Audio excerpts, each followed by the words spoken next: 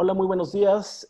Hoy es viernes 8 de mayo y estamos por iniciar la mesa 7.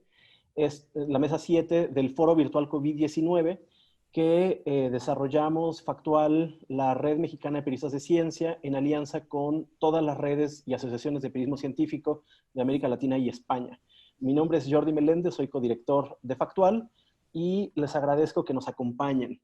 Le paso la palabra a la moderadora de esta mesa, Gina Morelo, quien estará haciendo la labor de conducción de esta mesa sobre otros grupos de riesgo y COVID-19.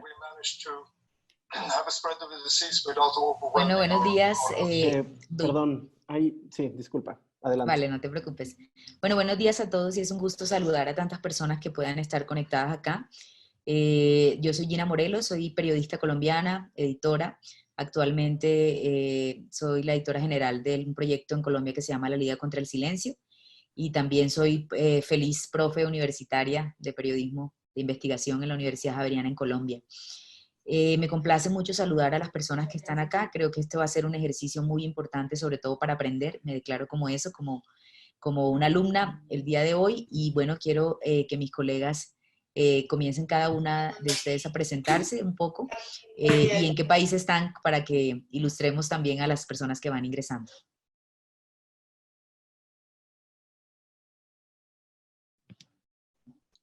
¿Quién comenzaría?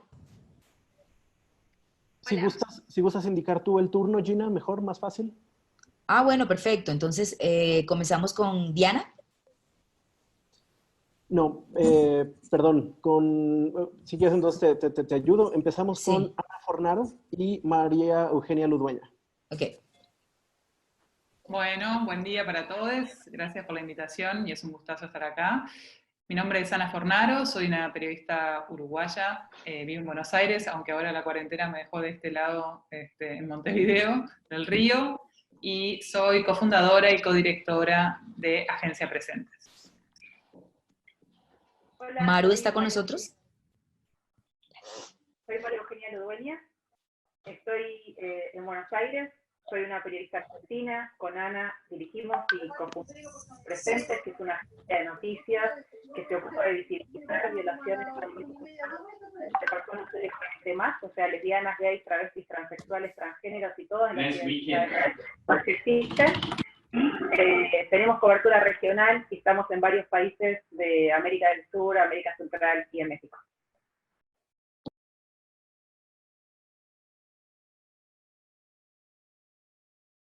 Sí, continuamos con Natalie González, por favor. Hola, buen día. Natalie González Díaz, de Chile. Yo soy consejera nacional del Colegio de Periodistas de Chile y también pertenezco a la Comisión de Género del Colegio de Periodistas y soy editora de género del portal digital. Y ahí se silenció Natalie, no escuchamos parte del portal. ¿Cuál, perdón? ¿No me escucharon? ¿Nada? Sí, o sea, la última parte fue lo que faltó. Hola, soy editora de género del portal página19.cl.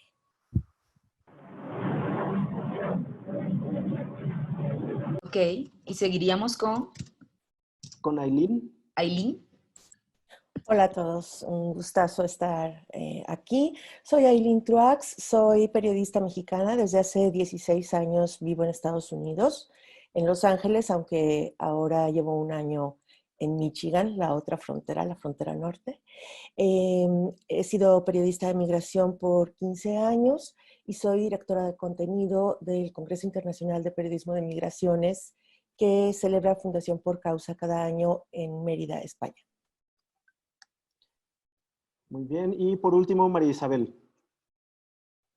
Hola, ¿qué tal? Buenos días. Mi nombre es María Isabel Torres, soy la directora de Mongabay Latam, soy periodista, estoy ahorita en Lima y Mongabay es un portal de periodismo especializado en medio ambiente que hace una cobertura en toda Latinoamérica y de hecho los pueblos indígenas y los claro, sí, muchas gracias. focos principales. Se te escucha muy lejos, María Isabel, entonces te vamos a pedir si en las próximas intervenciones te puedes acercar, porque se escucha muy, muy lejos.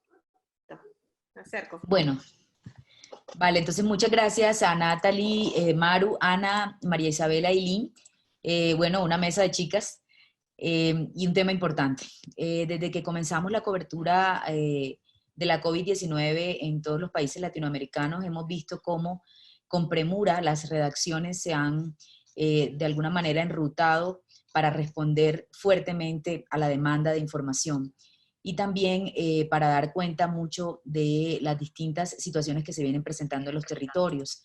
Hemos visto cómo todos los medios de comunicación le han apuntado de alguna forma a los datos para darnos a conocer las cifras de la pandemia y a mantenernos alertas sobre todo esto.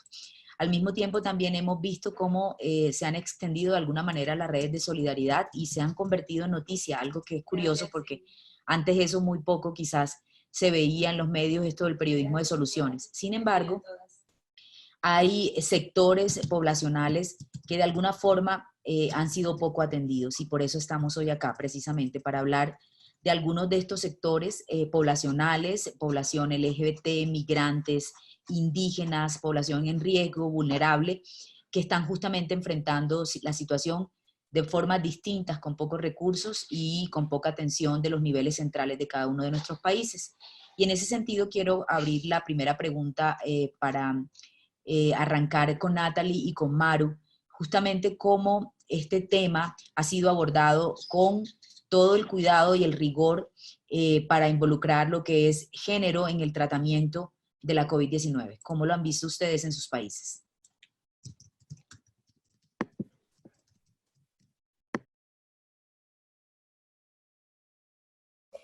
Bueno, parto. Primero, decir que, bien como lo dijo Gina, ¿cierto? Efectivamente, hay un bombardeo de información en torno a la pandemia y hay mucha recomendación sobre cómo y dónde acudir para información sobre seguridad, sobre cifras, fuentes de monitoreo, pero un tema muy importante y por eso el valor de esta mesa también es cómo abordar este tema de la pandemia y cómo conversarlo y cómo ponernos en los medios desde un enfoque ético, de derechos humanos y de género también. Creo que efectivamente ha venido desde los mismos grupos de los que de los que vamos a conversar el día de hoy, ¿cierto? La necesidad de poner en la agenda pública estos temas. Yo quiero poner solo un ejemplo, pero sé que hay muchos que desde que se supo que iban a comenzar el aislamiento, el confinamiento, las cuarentenas, qué sé yo, los movimientos feministas, los movimientos de mujeres comenzaron a poner la temática de cómo podía afectar eso a las mujeres que vivían violencia. Fueron desde los movimientos que se alzó la voz, ¿cierto?, para que esta temática se pusiera y estuviera en la agenda mediática. Por lo menos desde Chile voy a decir que no es un tema que se haya visto desde un comienzo como desde el gobierno, desde el Estado. En el fondo simplemente se anuncia la necesidad de quedarse en la casa, de aislarse, de las cuarentenas, de cómo se iban a realizar, pero son los propios movimientos de mujeres los que alzan la voz y dicen, bueno, si esto se viene, entonces tenemos que estar al tanto de cuáles son las medidas que se van a tomar para que no signifique un riesgo mayor para las mujeres, considerando que las mujeres hace mucho, antes de la pandemia del COVID-19, vivimos la pandemia de la violencia contra las mujeres. Partiendo por ahí, por decir que la temática, ¿cierto?, y no solo ese es un ejemplo, pero todas las temáticas que tienen que ver con con colectivos, ¿cierto?, contra la precarización de la vida, por decirlo de alguna manera, sí están puestas en los medios, sobre todo en medios que no pertenecen al duopolio informativo que existe en Chile, ¿cierto? Y ha sido gracias al empuje de los movimientos que han puesto esta necesidad. En el caso del tema de lo que es la diversidad sexual y la diversidad de géneros, lo que estamos viendo es, ya desde el principio hizo un gran llamado de atención, desde el momento en que la fuerza de seguridad quedan a cargo de controlar que se cumplan, ¿no?, las medidas del confinamiento. ¿Por qué? Porque en esa vigilancia se están restringiendo y vulnerando derechos, y las fuerzas de seguridad históricamente han vulnerado derechos de personas LGBT+, y esto es lo que estamos viendo desde las coberturas, es que se ha agravado condiciones ya preexistentes, o sea, ya había problemas con las personas, por ejemplo, travestis y trans, que están siendo reconocidas por organismos internacionales como la Comisión Interamericana de Derechos Humanos, que están entre uno de los grupos más vulnerados, ¿no? También las comunidades indígenas, por ejemplo, las personas migrantes, y también las personas que vemos donde se da la interseccionalidad de estas discriminaciones, porque puede ser una persona LGBT, migrante, que vivís, no sé, en distintos lugares de la América Latina que son muy diferentes, ¿no? Lo que estamos viendo es esto, y lo que vemos de las coberturas es que quizá, por ejemplo,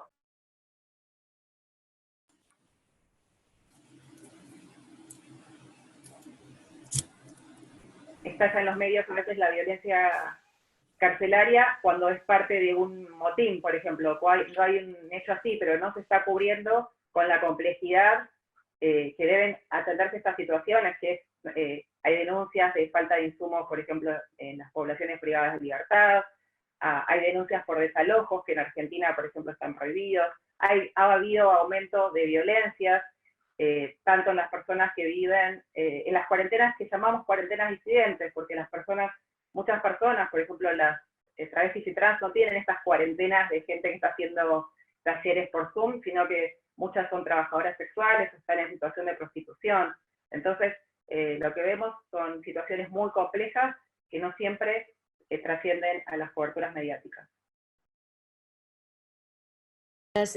Gracias, Maru, por lo que nos mencionas. Quería preguntarle a Ana específicamente cómo se ha visto, o sea, nosotros vimos una serie de recomendaciones recién que sacó la ONU precisamente, en un documento que me pareció súper relevante y que empezaron a rotárselo entre periodistas de redacciones en Colombia, que eran las dimensiones de género en la crisis del COVID-19, y un poco las grandes preguntas que comenzaron a surgir era: tan pocas personas para entender y tratar el tema de género en los medios de comunicación hace que exista justamente una suerte de falencias para las propuestas de cobertura que permitan atender justamente lo que se presenta. Entonces quería preguntarte, Ana, ¿cómo quizás tú has podido ver esa presencia de la cobertura temática en los demás medios en Argentina y qué observaciones podrías hacer justamente para retomar frente a un escenario que tiende a extenderse mucho más, según nos lo cuentan las autoridades de salud de manera permanente?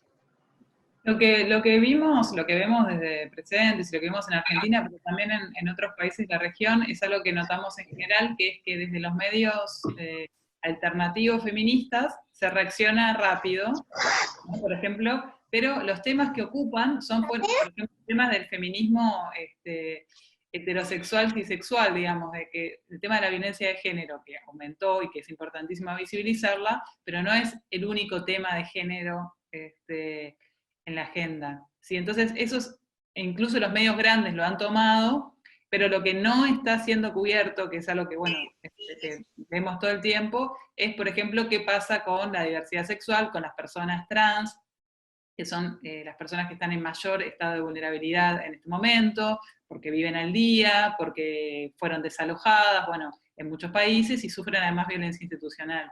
Entonces lo que vemos es que hay una brecha, digamos, como cuando en general tendemos a pensar que cuando hablamos de géneros o de género, estamos hablando solamente de un grupo poblacional, que es de las mujeres biológicas, por decirlo de alguna manera, y queda fuera toda otra gama, que como bien decía Maru, hay cuestiones interseccionales. Por ejemplo, qué está pasando con las mujeres indígenas que están en sectores rurales muchas veces, cómo viven estas cuarentenas, cómo viven la violencia institucional también, qué tipo de exposición tienen al COVID. Entonces, es complejo. Desde Argentina se ha reaccionado rápido, incluso el gobierno ha reaccionado rápido, hay un Ministerio de la Mujer, de Diversidades y Género, que sacó que reforzó la línea de denuncias, bueno, está haciendo políticas puntuales, que también va a ir hacia la población LGBT, o sea, desde el gobierno se están tomando medidas, el periodismo focaliza en algunas cosas y en otras no. Vale, gracias. Ana, quiero darle la palabra a Aileen para preguntarle sobre el tema de migrantes y específicamente género, como para no cortar todavía allí, sobre todo porque por lo menos nosotros en Colombia actualmente tenemos una situación que surge en este momento de emergencia y se estableció un corredor humanitario porque alrededor de 15.000 migrantes venezolanos que estaban en distintos países de América del Sur han decidido retornar a Venezuela por las condiciones económicas tan precarias que se plantea y se agudizan aún más con el tema de la COVID. Pero además muchas de las historias que traían los migrantes y las migrantes eran historias de maltrato y de violencia, ¿no? Entonces quisiera preguntarle a Aileen, frente a esto, ¿qué recomendaciones podría empezar a darnos justamente porque lo que uno observa de alguna forma en la cobertura y en el planteamiento de las historias es que solo se narran desde el dolor y se percibe una ausencia de la ética, como llamo yo, de la dignidad, justamente para plantear narrativas distintas y para ir a focos diversos? Y bueno, son muchísimas cosas. Ciertamente en el tema de migración yo creo que es uno donde más se invisibiliza el rol de la mujer, específicamente en Estados Unidos y el corredor Centroamérica-México, Estados Unidos. Normalmente cuando en medios aparecen las imágenes de migrantes, vemos migrantes subidos en el tren, migrantes que van en el desierto y son hombres. Cuando tú hablas de migrantes hacia Estados Unidos, pocas veces en la mente de las personas aparece el rostro de una mujer, porque hay una sensación de que la migración es masculina. Ese es el primer mito que tenemos que derribar, visibilizando el rol de las mujeres, que además migran no solamente por reunificación familiar, ¿no? Que este sería como el segundo mito. El hombre se va para trabajar y la mujer lo alcanza para reunirse con él, ¿no? Prácticamente la mitad, 48% de los migrantes de todo el mundo son mujeres y más de la mitad son cabezas de familia. Las mujeres que migran no migran para alcanzar a un hombre. Las mujeres que migran porque van a producir, van a incorporarse al aparato productivo del país de arribo y van a enviar dinero para sostener a la familia en el país de origen. Entonces, esa es la primera parte que a mí me parece súper importante, que cada vez que hablemos de migrantes, pongamos rostros femeninos, busquemos testimonios femeninos para visibilizar el rol tan importante que tienen los migrantes sosteniendo dos economías, ¿no?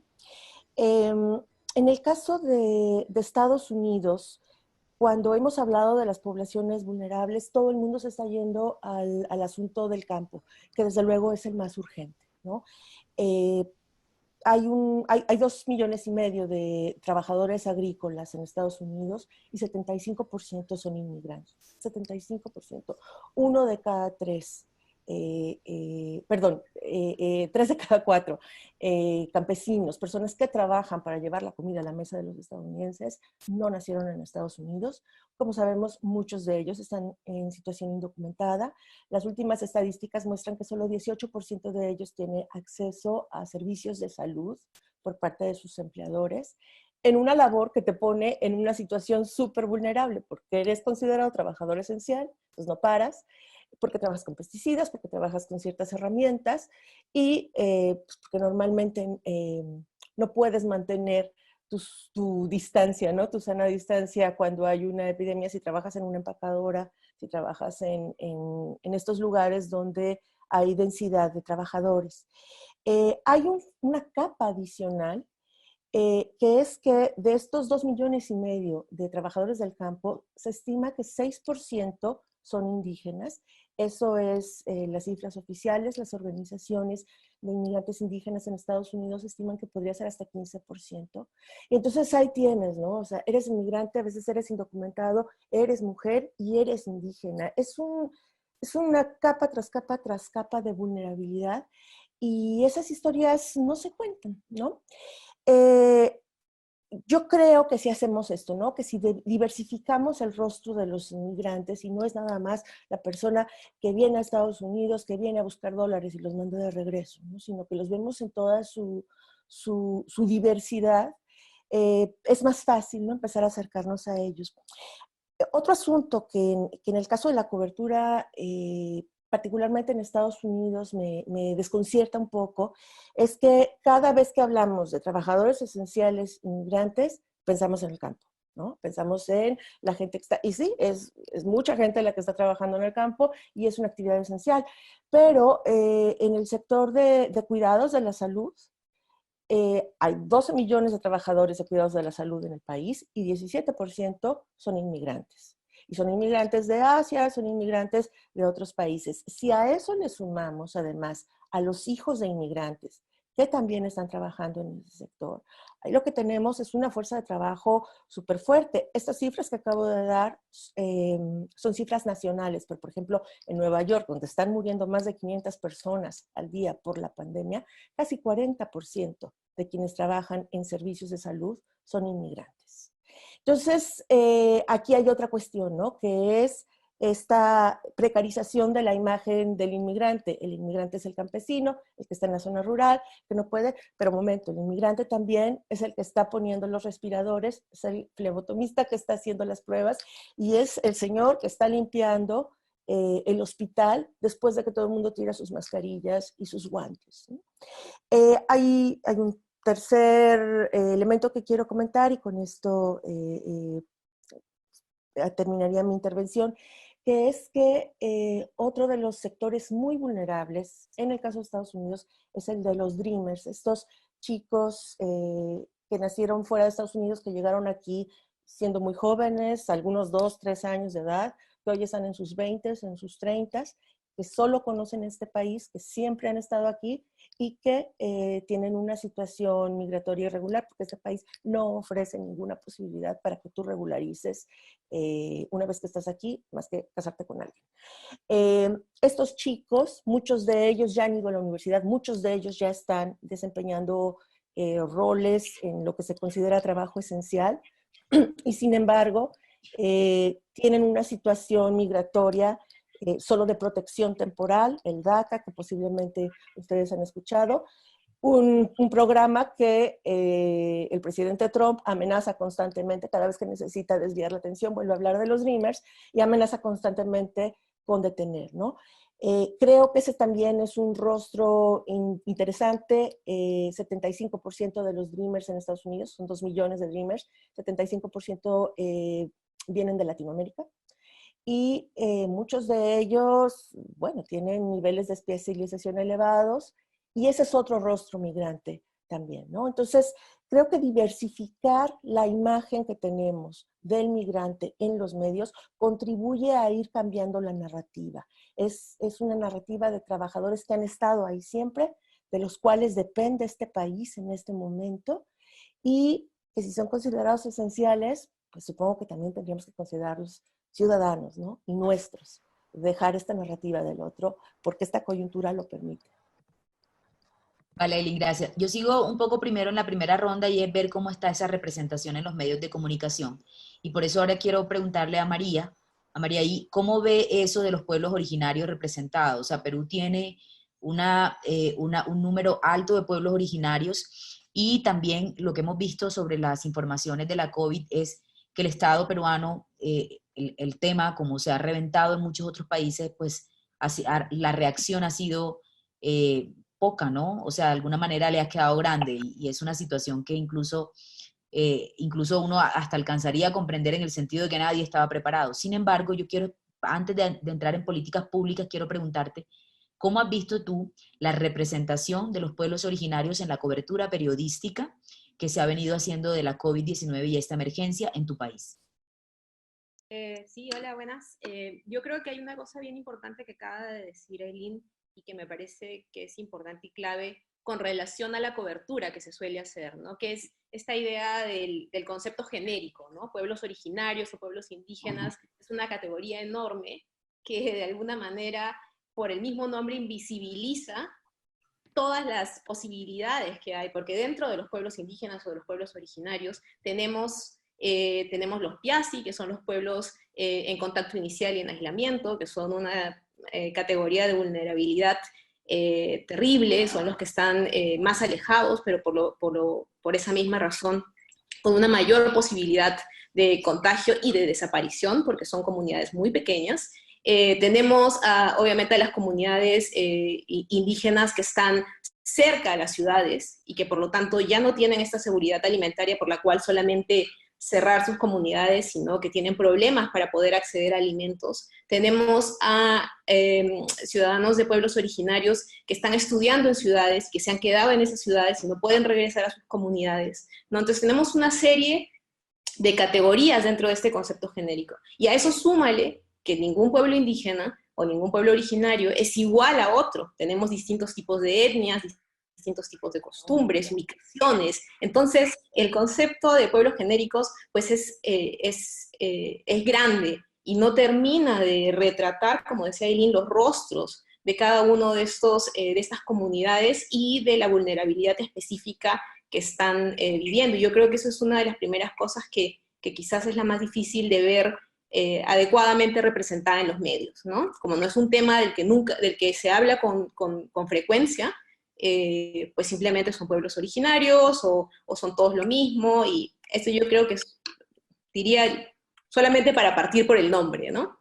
Lo segundo creo que, pues porque en general la gente no suele ser empática, y voy a decirlo también en algunos medios que no están tocando el tema de los pueblos indígenas con las deficiencias estructurales que siempre han tenido los pueblos indígenas y que no solamente aparecen a partir de la pandemia, ¿no? O sea, es decir, tenemos pueblos indígenas con altos niveles de desnutrición, con altos niveles de anemia, ¿no es cierto? Tenemos pueblos indígenas que no tienen agua potable, o sea que por lo tanto decirles que se laven las manos es un sinsentido, o sea, tiene que ir alguna otra forma más específica para ellos, ¿no? Tenemos pueblos indígenas en los que no hay postas, ¿no? En los que para llegar al puesto de salud más cercano hay que viajar días, ¿no?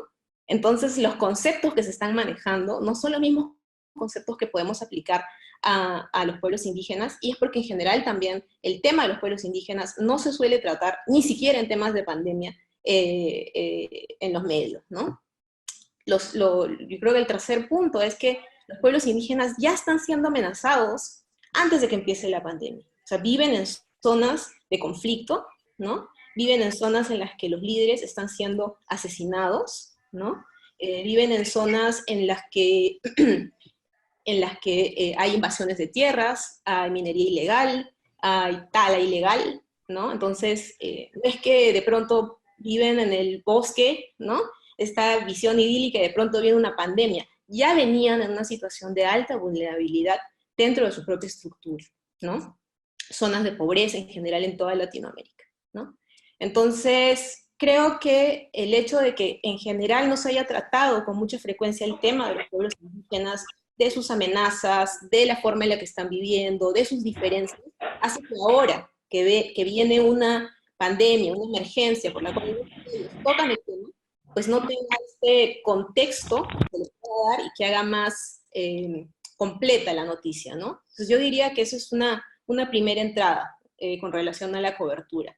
Y la segunda, pues un poco como la que se decía, la falta de información que ha habido del Estado para hacer visible lo que está pasando en los pueblos indígenas.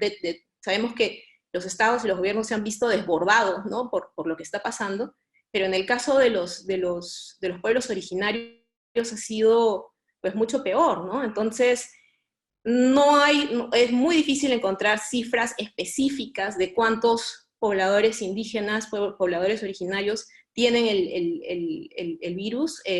Las cifras con las que podemos contar los periodistas vienen de las organizaciones indígenas que están haciendo un trabajo enorme por tratar de mantenerse comunicadas con sus bases para saber qué está pasando, ¿no? Entonces, es muy difícil hacer visible la situación de urgencia cuando desde la fuente oficial no hay cifras, ¿no? La gente espera cifras. ¿Cuántos han muerto? Si no han muerto muchos, pues quizás no es tan grave, ¿no? Pero esa no es la situación.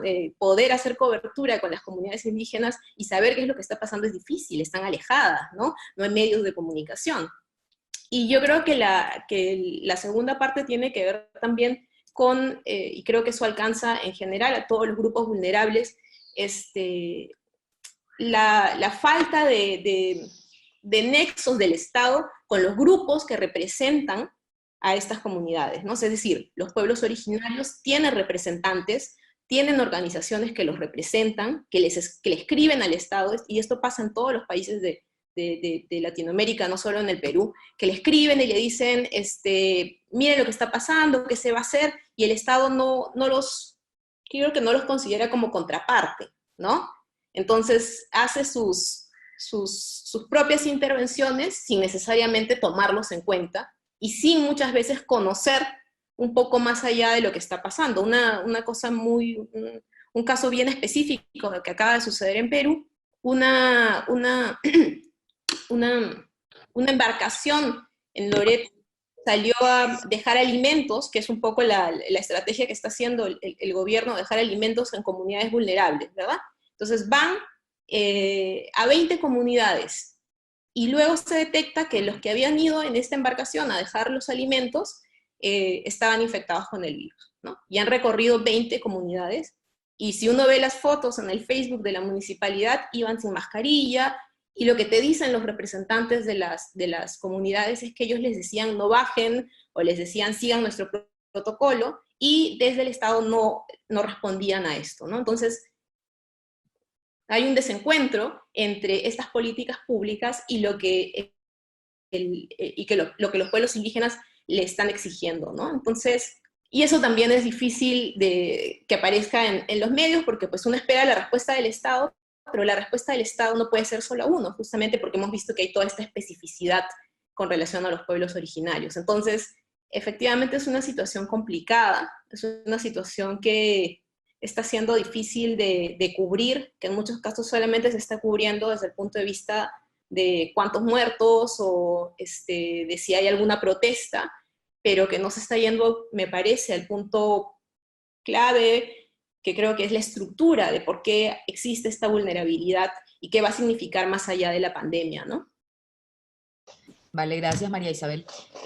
Tenemos 126 personas que están participando hoy día de este foro y ya tenemos preguntas y yo voy a empezar a plantear algunas de ellas, pero antes de hacerlo quisiera preguntarles desde sus países, porque estamos aquí como estamos Chile, Argentina, Perú, está Aileen en Estados Unidos, de alguna forma, ¿cómo los estados o las políticas públicas se han preocupado por insertar? Ana nos contó algo, pero ¿sienten ustedes que la política pública sí se ha ocupado de estas poblaciones, en particular las poblaciones diversas, las mujeres, los migrantes, las comunidades originarias?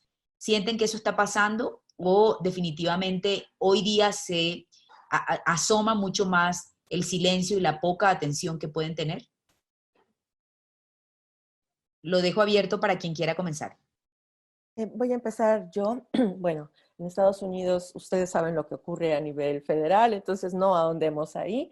No solo no hay políticas de atención para grupos vulnerables, es que no hay política, ¿no? Cada día en un tuit distinto vamos cambiando la política, pero la gran fortaleza de Estados Unidos es la capacidad de gestión independiente que tienen los diferentes gobernadores. Entonces, lo que hemos visto son reacciones muy diferentes, a veces muy opuestas, dependiendo del estado del que se trate. Vuelvo a decir que en su mayoría los estados demócratas son quienes han respondido un poco más rápido y de manera más oportuna, en momentos incluso enfrentándose al presidente Trump.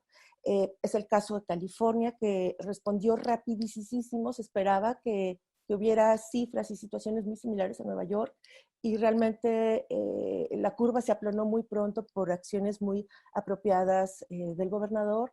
Hemos visto al gobernador de Nueva York, podemos ver algunos ejemplos. Lo que pasa en este caso es que si ustedes piensan en el Estados Unidos latino, probablemente les venga a la mente California, Texas, Nueva York, tal vez Illinois, Florida. Efectivamente, son los estados que tienen una población migrante desde hace mucho tiempo y por tanto tienen redes solidarias desde hace mucho tiempo. Si el gobierno no alcanza a llegar a algún lugar, si las políticas públicas no alcanzan a llegar, tenemos a las organizaciones, tenemos un montón de iniciativas ciudadanas y de fundaciones que entran ahí. En California, por ejemplo, FIOP, que es el Frente Indígena de Organizaciones Binacionales, se encarga de llevar información en idiomas indígenas al campo, ¿no? Tenemos estos, digamos, como nodos donde ya hay una red de solidaridad. La vulnerabilidad mayor acá es que hay muchos inmigrantes recientes que se están instalando en los estados de lo que se conoce el Midwest, Nebraska, Oklahoma, en Iowa, que tienen actividad rural, que tienen empacadoras de carne, ¿no? Hay mucho trabajo, que trabajan en el campo. Y ahí, porque la migración es reciente, no existen estas reglas, estas redes de solidaridad. Y adicionalmente, a veces los gobiernos son republicanos, son antiinmigrantes y son conservadores. Entonces, lo que tienes en el país es estos dos mundos muy distintos, gente que ya cuenta con muchísimos servicios, porque son estados donde ha habido inmigración durante un tiempo, y esta gente vulnerabilísima que está, además de la situación de ser inmigrante, a veces de ser indocumentado, en un entorno en el que el discurso antiinmigrante se exacerba cuando hay crisis, ¿no? Entonces, creo que también en el caso nuestro, visibilizar a esos trabajadores y dirigir fondos hacia allá, sobre todo de las organizaciones, es una buena idea. Voy a seguir porque Vale, Chile, Natalia. ya, efectivamente, para sumarme a lo que dice Ailín, ya que Chile pareciera ser como el hijo pródigo de Estados Unidos.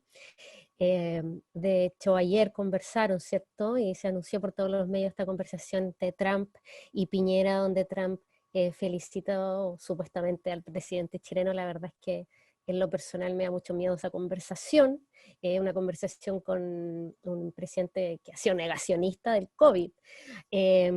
Así es que yo efectivamente lo que se puede visualizar en Chile es que no, que hay un abandono de estos grupos, de la política pública, ¿cierto? Para los grupos que es más vulnerable de los que estamos conversando en materia, como lo señalaba cuando comenzamos, que hablábamos del tema de violencia contra las mujeres, efectivamente hubo una reacción tardía por parte del gobierno, ¿cierto? Que tardíamente anunció medidas porque efectivamente hubo una presión del movimiento feminista y de las mujeres organizadas. Públicamente, las mujeres, el movimiento feminista, las agrupaciones de migrantes, las agrupaciones de la comunidad LGTBI, etcétera, etcétera, han denunciado el abandono por parte del Estado de Chile, ¿cierto?, en medio de esta pandemia, y cómo se ha aún ya de estar precarizado en sus vidas, esta pandemia por supuesto que ha hecho estas desigualdades, discriminación y precarización de la vida aún mayor. En la Secretaría de Mujeres Migrantes, por ejemplo, ha denunciado que con la crisis sanitaria se agudizó la xenofobia y el racismo, y así sucesivamente las trabajadoras de casa particular, ¿cierto? O trabajadoras domésticas remuneradas, como le llaman en otras partes, también han denunciado públicamente el total abandono, el que no han sido y que no son parte, ¿cierto?, de las beneficiarias de algunas pocas medidas que ha tomado el gobierno, medidas sociales. Las trabajadoras sexuales también, el día de ayer nomás sacaron una declaración también denunciando el abandono de las políticas en materia de políticas públicas, puesto que pese a que en Chile el trabajo sexual no está prohibido, tampoco está reconocido como trabajo, por lo tanto quedan fuera de cualquier beneficio posible, ¿cierto? Pero además también hay denuncias mucho más graves de racismo y de xenofobia por parte de las propias autoridades. O sea, hay una carta de agrupaciones migrantes que recuerdan cómo el presidente Piñera sí dijo el día 10 de abril que iban a proteger mejor las fronteras, ¿cierto?, del país para evitar que a través de la inmigración ilegal pudiéramos estar trayendo a nuestro país la contaminación o infección de este virus que nos está atacando, dijo él textualmente.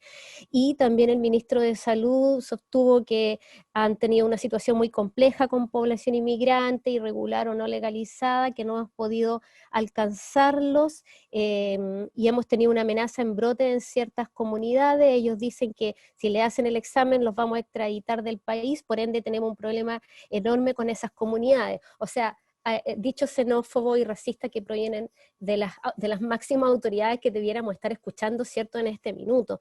En ambas declaraciones, por supuesto, han tenido la acusación de discriminación por parte de las agrupaciones de migrantes, porque además son declaraciones que no tienen sustento en la evidencia científica, no se condicen con la realidad, además de cómo ingresó el COVID al país también, que no fue por la población migrante, y cualquier persona migrante internacional en Chile tiene la posibilidad de contagiarse de la misma forma en que tenemos el resto de personas.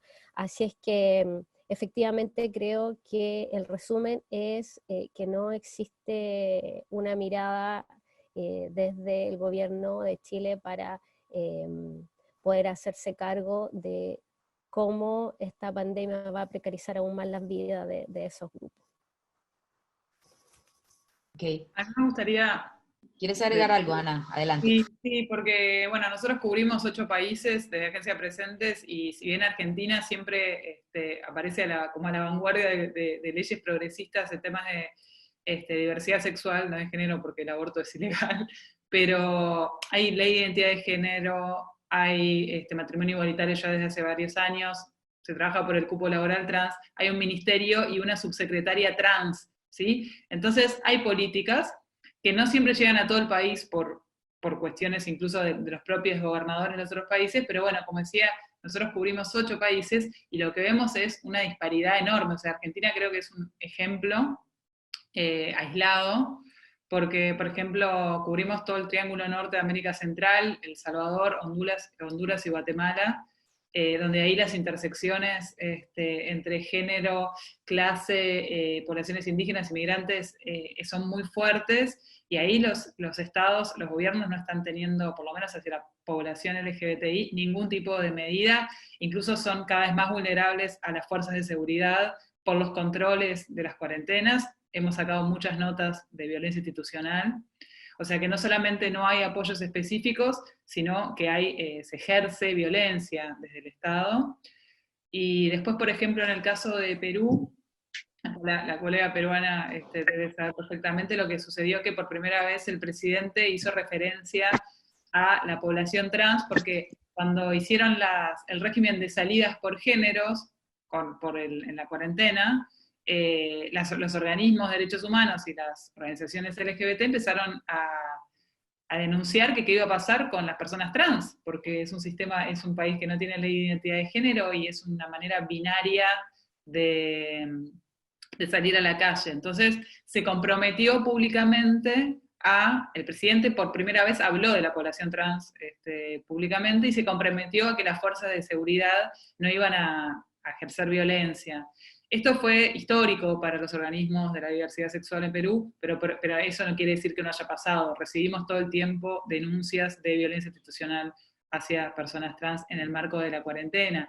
Entonces, lo que vemos es que hay, en reglas generales, digamos, los gobiernos no están teniendo políticas específicas hacia las personas de la diversidad sexual, ni hablar y las que son trabajadoras sexuales, por ejemplo, muchas personas trans, directamente quedaron en situación de calle, ¿sí? Argentina es un caso específico que sí tiene mayor contemplación por el tipo de estructuras que tiene, pero de todas maneras, muchas activistas la están remando, y hay un trabajo de las organizaciones sociales muy fuerte hacen campañas para llevar alimentos para personas que están realmente pasando hambre. Eso es lo que está pasando, están pasando hambre. Las personas trans en América Latina con este contexto, si ya la pasan mal, la están pasando peor. Vale.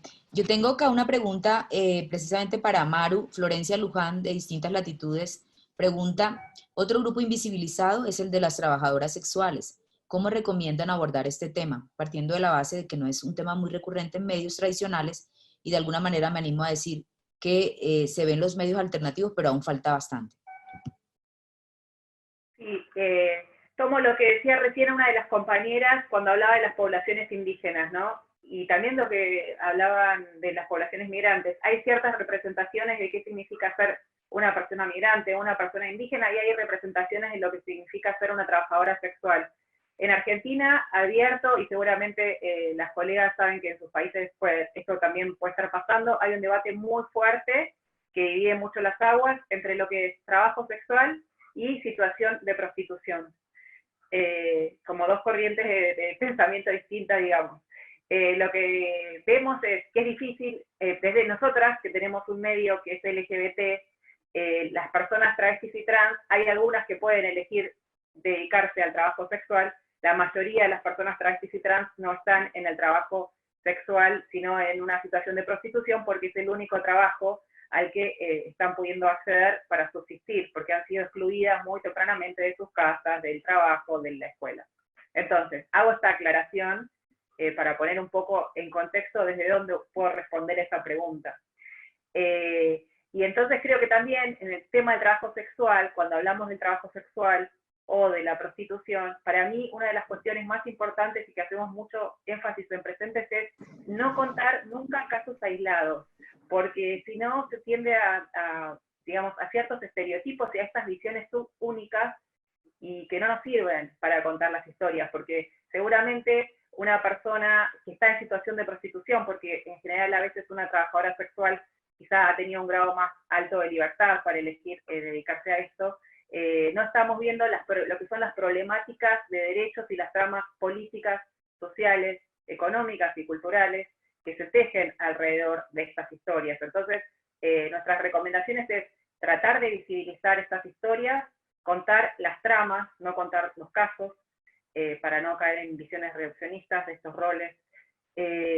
Y en general, lo que vemos en las historias, por ejemplo, de trabajos sexuales, están vinculadas a historias de violencia institucional, porque la policía y las fuerzas de seguridad suelen detener mucho más y tener una relación distinta con las personas que ejercen el trabajo sexual y que están haciendo sus cuarentenas que con otras personas que hacen las cuarentenas. Entonces va a haber más detenciones arbitrarias seguramente. También hay más desalojos, porque sabemos que en general las personas que viven del trabajo sexual en estos momentos no pueden salir a la calle, están afrontando problemas graves preexistentes de acceso a la vivienda. Como en la mayoría de los países de la región, no hay marcos de derechos salvo algunas excepciones, para las trabajadoras sexuales. Lo que, digamos, la recomendación es contar las problemáticas de derechos. Es algo muy complejo de contar y no hay recetas fáciles acerca de cómo hacerlo, pero sin duda sí, mostrando que no es una sola vulneración porque no haya, digamos, porque el trabajo sexual no está reglamentado, sino por qué es ser una trabajadora sexual hoy en plena pandemia. No estamos viendo cómo son las cuarentenas, y seguramente son muy distintas las cuarentenas. No creo que sea lo mismo una trabajadora sexual trans en las calles de San Salvador hoy que lo que puede ser una trabajadora sexual cis, o sea, no trans, en la ciudad de Río de Janeiro o en la ciudad de Buenos Aires. Gracias, Maru. Para María Isabel le pregunta Lila Andrea Monasterio de Bolivia, si han visto políticas públicas diferenciadas para los pueblos originarios. De alguna manera tú ahorita respondías que no, pero más que eso te pregunta, ¿cómo podemos indagar en ello en un tiempo en el que aparentemente todo es más importante que pensar en los grupos minoritarios? ¿Hacia qué fuentes dirigirnos y dónde consultar? Asuntos que sean importantes para contar sobre las historias de las comunidades originarias y la emergencia de la COVID. Yo creo que esa es la pregunta que en general todos los periodistas que hacíamos o que hacemos periodismo ambiental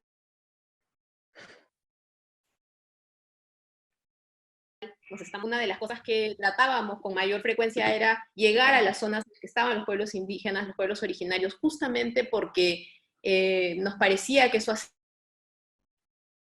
enriquecía la cobertura, ¿no? Y era lo que más faltaba en general en la cobertura de los medios, poder llegar a estas zonas, poder conversar con estas comunidades a las que el Estado nunca llega, ¿no? Y ahora tenemos esta situación en la que nuestra presencia puede poner en riesgo también a esas comunidades, ¿no? Entonces, yo creo que una de las primeras cosas y que hemos hecho nosotros desde Mongabay es volver a ir a nuestras fuentes, a las fuentes a las que veíamos cara a cara pero ahora a través de los medios de comunicación, del teléfono, de los corresponsales locales que tenemos en cada una de estas zonas, y activar nuestra red de fuentes de tal manera que podamos tener una diversidad que nos permita suplir de alguna forma nuestra nuestra presencia en el campo, ¿no? Eso es lo primero que hemos hecho. Y lo segundo también es estar, en el caso de las poblaciones indígenas originarias, muy cerca de las organizaciones que los representan, ¿no? Que es algo que, por ejemplo, el Estado ha pasado un poco el puente por ellos, ¿no? O sea, las organizaciones indígenas, yo creo que desde la propia comunidad, donde ellos tienen un APU o un representante, depende de las etnias, el nombre que se le dé, hasta las organizaciones de base por las mismas provincias, hasta las organizaciones nacionales, hasta las organizaciones regionales, porque por ejemplo tenemos COICA, que es una organización que representa pueblos originarios de los 9 países amazónicos. Entonces, hay grados de representación a los que también podemos acudir, y esos grados de representación están tratando de tener una silla donde se están discutiendo, una silla frente al Estado, para saber cómo se están discutiendo estas políticas públicas, ¿no? Ahora, eso no es sencillo. De hecho, COICA y muchas de estas organizaciones están tratando de obtener fondos de manera paralela al Estado. Es decir, ellos tuvieron una conferencia de prensa hace unos 2 días más o menos y dijeron, ya no podemos esperar al Estado, ¿no? Tenemos que hacerlo nosotros mismos. Han lanzado una propuesta para traer fondos, esperan reunir por lo menos $3 millones, eso es lo que dijeron, para poder atender a las comunidades más afectadas de la Amazonía, en este caso pueblos originarios amazónicos, pero digamos, no va a ser suficiente, ¿no? Hay otras organizaciones, ONGs, que han estado trabajando mucho tiempo en campo y que se han quedado en esas zonas, a las que también se puede recurrir, ¿no? Pero, y acá viene el elemento importante, creo, para la cobertura, tenemos que mantener una diversidad de fuentes e investigar mucho con personas que han visto estos temas desde tiempo atrás, para poder dar el contexto adecuado, es decir, no quedarnos en la superficie,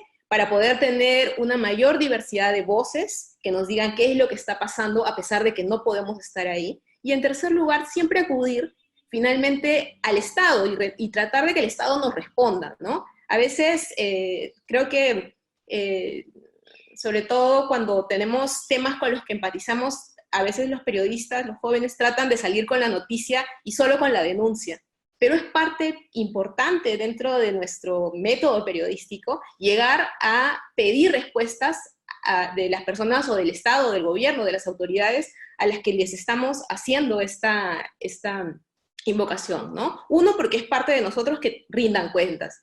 La respuesta que a veces dicen, no, es que nunca dicen nada. Bueno, eso es parte de la noticia, que no te quieran decir nada, que no tengan información, que no te quieran abrir los datos, que no diferencien si los infectados son o no son indígenas, que no tengan la información. Eso es parte también de lo que debe tener la noticia, ¿no? Y es parte fundamental también de nuestro trabajo, porque de alguna forma, a veces, no digo siempre, pero a veces logramos mover algunos resortes en esta cadena de la búsqueda de que el Estado haga algo, ¿no? Entonces, yo creo que va a ser difícil para todos los que hacemos periodismo ambiental, para todos los que queremos cubrir a los pueblos originarios, porque tienen, como ya digo, no solamente este problema de la pandemia, sino una serie de problemas estructurales complejos, pero creo que es lo que nos toca hacer ahora, y creo que vamos a ir encontrando también las formas y los métodos conforme van pasando también los días, ¿no? Y nos vamos acomodando. Okay. Gracias, María. Hay una pregunta que está planteada abierta, pero yo quisiera enfocársela a Natalie, y es, ¿cómo podemos, dice Indira Rojas, cómo podemos hacer la cobertura de la violencia contra la mujer si están las 24 horas con sus agresores en la cuarentena? Es muy difícil que quieran hablar o que encuentren un momento para aislarse y contar lo que les sucede. ¿Algunas recomendaciones para llegar a esas historias, cuáles podrían ser? Sí, bueno, señalar que primero que no está y no se aconseja, por supuesto, bajo ninguna circunstancia, el tomar el testimonio de mujeres que están viviendo violencia en el minuto en que está pasando la violencia. Ojalá los testimonios de violencia sean tomados a mujeres que ya han pasado por todo un camino y han logrado sobrevivir a la violencia, ¿cierto? Y esos son los testimonios que tenemos que mostrar. Hay que preguntarnos muchas y mil veces antes de tomarle el testimonio a una mujer que vive violencia, cuál es el aporte de eso en la nota que yo estoy realizando. Creo que María Isabel, que María Eugenia dijeron algunas cosas importantes también que podrían dar respuesta a esta pregunta. Tenemos que entender que estos problemas de los que estamos hablando no son privados, ¿cierto? No son personales, de ahí que no, lo que decía, ¿cierto? María Eugenia, que no es tan relevante ir al caso específico, sino que son problemas sociales y deben ser como tales abordados en los medios, como problemas de política pública. Y por lo tanto, en los medios debe estar abordado desde esta mirada de problema social, de política pública, y lo decía María Isabel, donde tenemos que ir a buscar respuestas para que esta nota no nos quede a medias, ¿cierto? Nuestra cobertura es a las autoridades, hay que ir a interpelar a las autoridades. Por ejemplo, en materia de violencia, poner solo un ejemplo, nosotras hemos estado en Chile, las mujeres, todo este tiempo sin ministra. O sea, estuvimos desde marzo sin ministra titular del Ministerio de la Mujer y la Equidad de Género, y recién hace 2 días se nombra una ministra titular que además es una ministra que está totalmente cuestionada, ¿cierto? Porque ha sido una ministra negacionista de la violación a los derechos humanos en dictadura. Entonces, claro, había que pensar a quién íbamos a interpelar, pero efectivamente ahí es donde tenemos que ir, a las autoridades, son las que tienen que dar respuesta en esta materia. Entonces, tener mucho cuidado en no caer, por querer contar las realidades de estos grupos, caer en vicios que sabemos que lamentablemente tenemos en el periodismo, ¿cierto? Que son la farandalización, la trivialización, el sensacionalismo. Y creo que en materia de violencia contra las mujeres, en general, hay una línea que es bien difícil ahí de decir, bueno, ¿cuándo ya me estoy pasando al sensacionalismo y qué sé yo?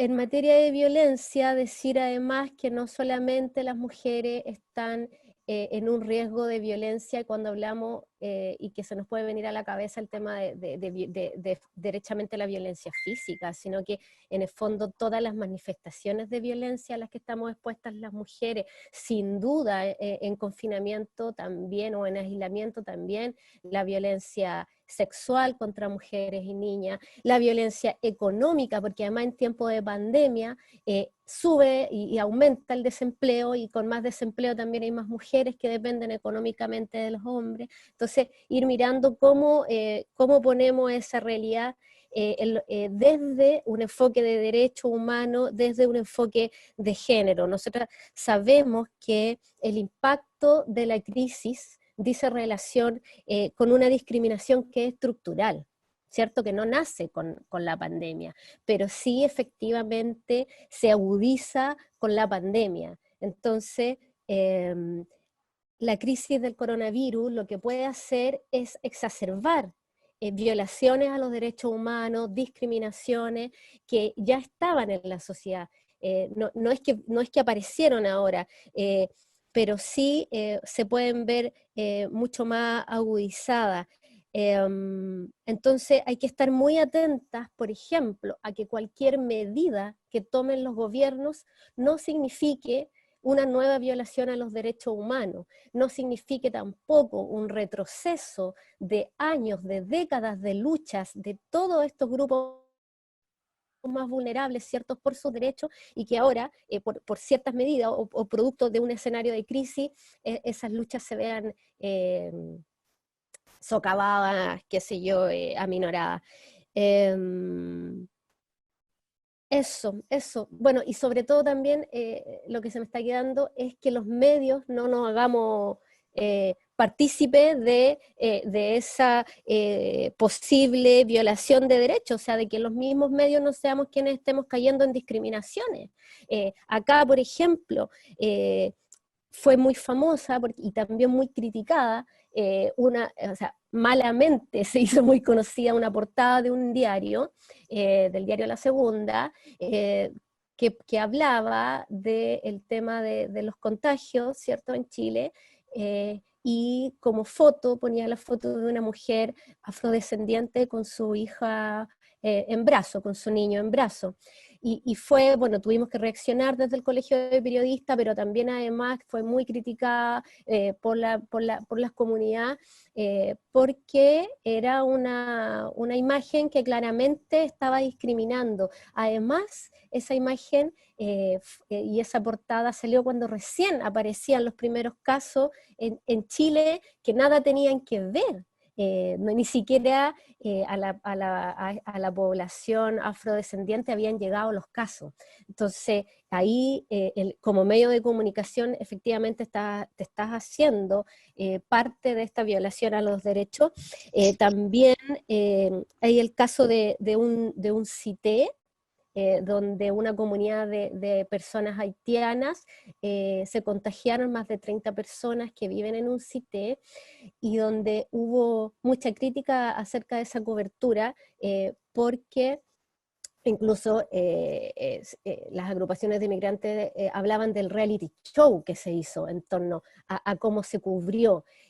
Para empezar, estaban todos los medios de comunicación de televisión afuera, grabando la entrada al CITE, por lo tanto cualquiera podía darse cuenta y saber dónde estaba. En el fondo lo que estabas haciendo estabas publicando la dirección de esas personas, cosa que jamás hubiese hecho además con casos de coronavirus, de personas, digamos, que hayan adquirido la enfermedad en comunas con mucho más, o sea, en comunas mucho más adineradas, digamos, ¿cierto? O sea, ahí en el fondo el medio de comunicación está siendo no solo racista, xenófobo, sino que además clasista. Yo creo que las coberturas que se ha hecho de la pandemia ha tenido mucho de clasismo, por lo menos en Chile. No solo de racismo, sino que de clasismo. O sea, es una cosa vale. que más que su publicación vale, Natalie. es la promoción. Nos quedan exactamente unos 16 minutos para cerrar. Tengo muchas preguntas y les voy a pedir a las colegas que seamos más breves en la respuesta, justamente para que podamos de alguna manera abordar todas las inquietudes que se plantean desde América Latina. Y aquí hay una que es muy interesante, y es cómo poder reportear sobre poblaciones vulnerables sin hacerlas ver tan condescendientes. ¿Cómo podemos mantener su dignidad y al mismo tiempo hablar de sus vulnerabilidades? Yo le quiero dar la palabra allí a Aileen y a Maru, porque sé que se han enfocado mucho en ello en diferentes momentos de sus coberturas y con diferentes tipos de poblaciones también, ¿no? A mí me parece que esta es una coyuntura perfecta justamente para empezar a cambiar la narrativa. Estas comunidades usualmente tienen dos tipos de aproximaciones, desde los medios y desde la política. La que los sataniza, la que los convierte en el enemigo, en el invasor, en el peligro, en la fuente de contagio, etcétera, dependiendo de la coyuntura.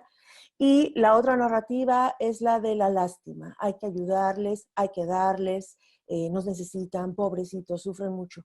Ambas narrativas que se encuentran en los medios de comunicación lo que hacen es reforzar la idea del otro. Somos nosotros y son ellos. Ellos vienen a robarnos, a infectarnos, a amenazarnos, o ellos necesitan de nosotros, de nuestra caridad, de nuestra ayuda. Yo creo que el gran reto que tenemos en la cobertura de comunidades vulnerables es cómo rompemos esa barrera, cómo hacemos un nosotros, cómo hacemos que el discurso convenza a las audiencias de que somos todos, de que ellos somos nosotros y al revés.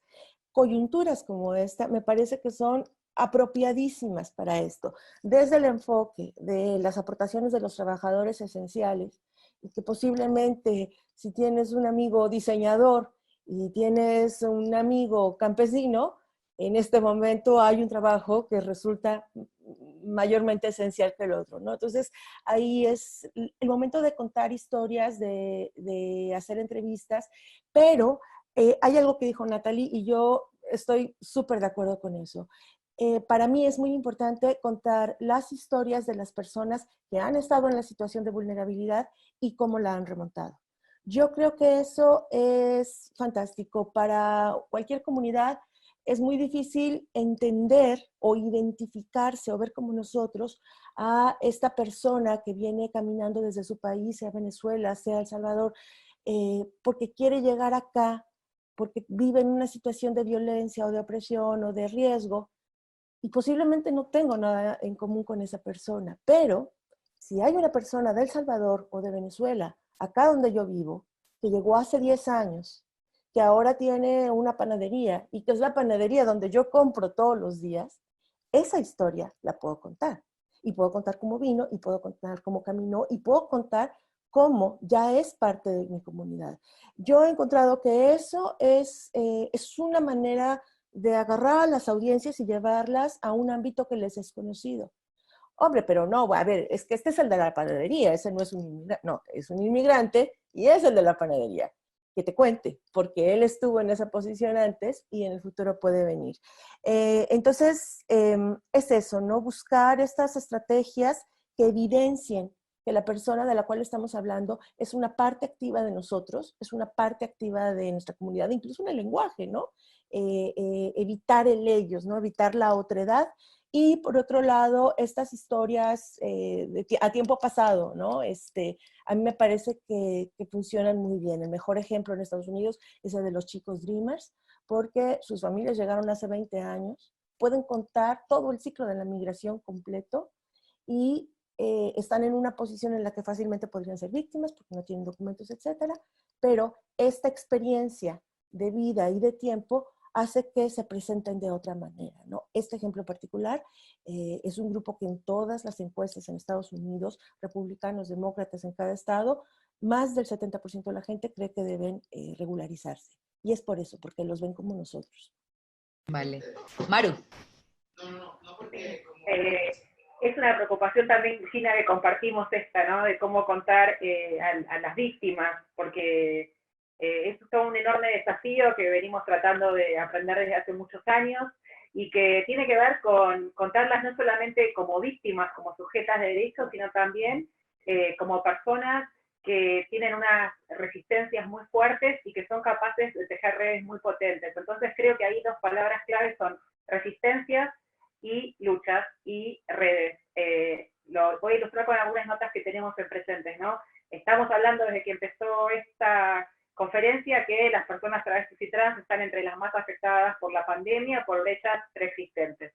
Y también las estamos viendo en este momento que además de ser una de las poblaciones más afectadas, son una de las poblaciones más activas en esta resistencia que se está armando. Y también una de las más activas en generar lazos solidarios, lejos de las miradas policiales que están abonando algunos medios de comunicación, donde el otro pasa a ser una especie de enemigo, en esta palabra que no nos gusta nada, que tiene que ver a veces cuando se compara el virus con una guerra, ¿no? Entonces, tenemos un montón de personas travestis y trans que están tratando de mejorar las vidas de sus compañeras. Por ejemplo, en la Ciudad de México abrió en plena pandemia un refugio para personas travestis y trans, que les da abrigo, que les da apoyo, que les da contención, que les da comida. Y nos parece muy importante en este momento contar también esas historias. Tenemos en presente una historia de Chile, de una matrona mapuche y trans, cómo traer vida en medio de la pandemia. Tenemos una historia, a ver cuál más, de la enfermera trans en la provincia de Mendoza, en Argentina. Entonces, mostrar a estas personas también en otros roles y lejos también de miradas meritocráticas, ¿no? Como decíamos antes, o sea, mostrar las enormes luchas colectivas y las grandes redes que se tejen alrededor de estas cuestiones, que también pueden aportar a un periodismo de soluciones. Gracias, Maru. Yo quiero plantearle esta pregunta que veo acá, que de hecho la tenía muy presente desde el principio a Ana y a María, y es esto de cómo cubrir los movimientos sociales.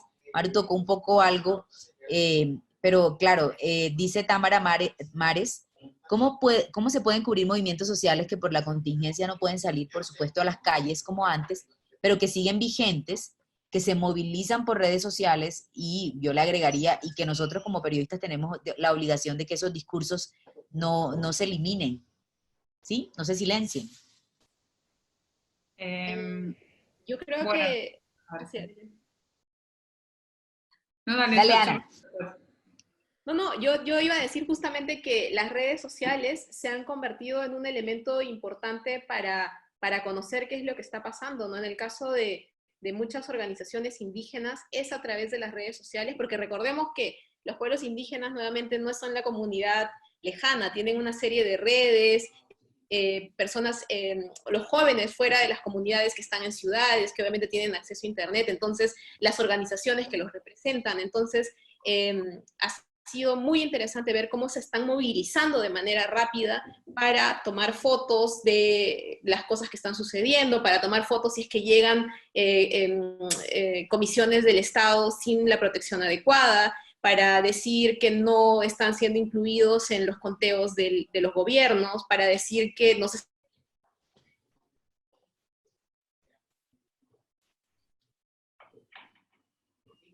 está coordinando con, y justamente todos los canales que se están utilizando para ello, ¿no?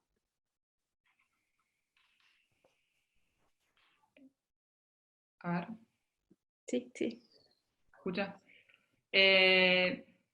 Nosotras puntualmente, para poner un ejemplo de cómo cubrir los movimientos sociales en este contexto, una cosa es que creo que no concebimos un poco el periodismo que hacemos sin visibilizar permanentemente el trabajo de los movimientos sociales y las organizaciones. Las organizaciones sociales son de las fuentes principales de nuestro trabajo y la articulación con ellas es muy importante y ahora se intensificó muchísimo. Con Maru, bueno, estuvimos reflexionando mucho acerca del rol nuestro como periodistas y como medio, y hemos visto que nuestro rol se corrió un poco de donde estábamos paradas hace 4 meses, porque también empezamos a usar el medio como un canal de visibilización de estas articulaciones de las que comentaba Maru, por ejemplo. Armamos un especial periodístico de la región de tema de coronavirus, y uno de los ítems es campañas. Entonces ahí lo que hicimos fue volcar todas las campañas que están haciendo las organizaciones sociales en la región que nosotros cubrimos, y que las hacen desde recolección de alimentos, hasta líneas para denunciar violencia, hasta atención para víctimas de violencia institucional, que se han armado muchas redes, y eso lo que hacemos es le damos una entidad dentro del medio periodístico como si fuera una nota, o sea, como si fuera una visibilización de violación de derechos humanos. Es como un poco el lugar que encontramos, y es un poco, creo que nos está pasando a muchos periodistas, que con este tema, y que es lo que decían hace un rato, que de repente el periodismo de soluciones, que parecía como algo muy puntual o una especie de subgénero, ahora empezó a tomar una relevancia mucho mayor. Vale, perfecto. Pues yo quiero agradecerle muchísimo a Natalie, Maru, María Isabel, Ana y Eileen por participar y por compartirnos cosas tan interesantes, y yo me llevo 3 que me parecen súper relevantes a manera de conclusión y cierre. Y pues por supuesto también aportar a esto, y es lo primero, la importancia de las representaciones que construimos desde los medios de comunicación y desde el periodismo. Creo que cada una de ellas nos hizo mucho énfasis en ese discurso que nosotros de alguna manera promovemos con las piezas periodísticas, y que requiere pensarse con juicio para no caer en representaciones ligeras. El segundo aspecto que también me parece súper relevante es como las diferentes alternativas que podemos tener desde los medios de comunicación, utilizando todas las herramientas digitales posibles hoy día, justamente para poder seguir contando y retratando lo que está ocurriendo con los distintos movimientos sociales. Y eso creo que es clave, más ahora que estamos todos guardados en la casa y que las posibilidades de movernos y de hacer una reportería en campo, como algunas de las preguntas que veo acá nos plantean, ¿no? Pues, ¿cuál es el desafío tan grande que tenemos allí? Y la tercera, que me parece muy interesante y que María Isabel hizo mucho énfasis, es en la necesidad de estudiar muy bien qué es esto de un tema cuando nos metemos en él, en el caso específico de los pueblos originarios. Y creo que eso al final de cuentas es como una gran enseñanza que comparten ustedes, chicas, y es que tanto de verdad nos preparamos para dar cuenta de las poblaciones vulnerables y al mismo tiempo qué tanto nos preparamos para poder entender cuáles pueden ser esas narrativas que deberíamos estar construyendo como lo presentó Aylin. Entonces, quiero pues darle las gracias. Ya volvió Jordi por acá, pero él va a estar fuerita. No sé si alguna de ustedes quiere hacer alguna conclusión final para nuestro cierre. Bueno, me gustaría despedirme, agradecer por supuesto la invitación y a toda la gente que está conectada y sobre todo a las panelistas que estuvieron compartiendo, ¿cierto? Agradecer cada una de las intervenciones, se aprende mucho y dan ganas de estar así como 5 o 6 horas conversando acá. Solamente para cerrar me gustaría decir que una frase que seguramente hemos escuchado muchas veces, la hemos dicho, pero que no está mal repetirle, que como periodismo debemos estar al servicio de la comunidad, con una mirada de noticia como un bien social, ¿cierto? Y no la noticia como un bien de mercado. Sabemos que la información es clave para el trabajo científico y es clave y vital también para el trabajo periodístico, pero la información es un bien social, es un bien público que tiene que estar puesta a disposición de las personas, de la comunidad, porque con esa información es que las personas van a poder ejercer sus derechos y tenemos que mirar la información también en contexto de pandemia como una forma de protección de la población. Así es que eso me gustaría decir para cerrar y volver a agradecer. Gracias y hasta pronto. Vale.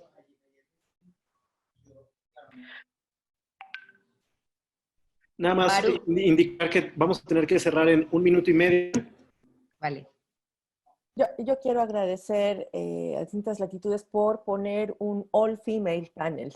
Estamos tan acostumbradas a ver solo señores expertos opinando de las cosas, que ver a tantas mujeres en el panel, bueno, solo mujeres, la verdad es que me hizo sentir muy bien.